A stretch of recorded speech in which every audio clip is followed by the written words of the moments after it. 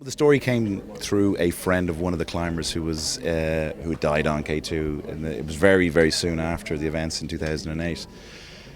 Like 6 weeks or something, and I remember thinking, it's too soon. I don't know anything about mountains. I don't even know where I'd start with this. And it was really a question of addressing the balances of what had happened on the mountain, because the media had reported it incorrectly in many cases. So, and that was the genesis of it anyway. Did you find it was more challenging maybe to make the story because you say you weren't a climber, you weren't in that kind of community, or did it make it easier in fact?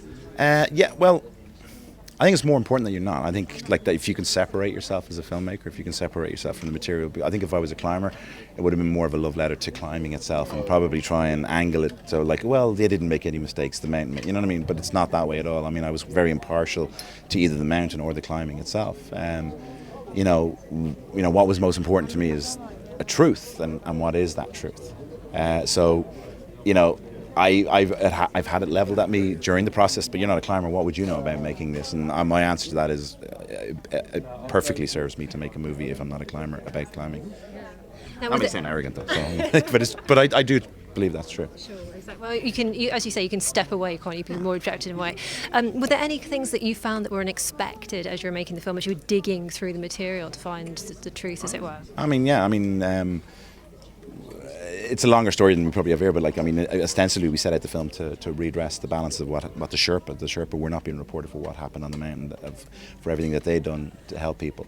But in interviewing Pemba Gelji in particular, he told us what had happened. He had a camera and it had photographs, and when we could piece together what had happened with a climber called Jerry McDonnell, the story was remarkable, and what he had done to help other people. And when you start digging then into the past, then you see that he'd done this before, and he breaks the rules on the mountain, because on a high altitude mountaineering, the rule is you don't stop to help other people, and ostensibly. And it's like, I know it sounds really hard to believe down here in the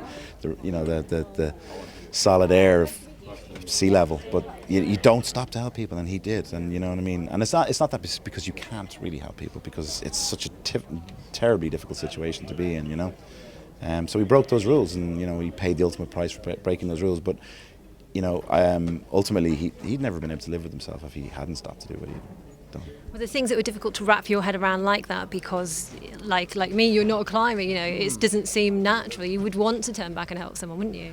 But it is. I mean, look, it's like all of those things are what always attract people into ideas and stories. Is like, morality being skewed 180 degrees. It's because it's just the right thing to do is the wrong thing to do in the situation. But it helped me focus actually to try and find out what it is when we're trying to make this film. You know what I mean? Like, why the climbers go up there. Look, you can never put yourself. I don't want to give anything away, but at the end of the film, Jer had done an interview before he died, and I think he kind of answers the entire question about that in the film. But I can't give that away. I want people to see it. And on that note, let's let them go and see it. Thank you very much, Jan.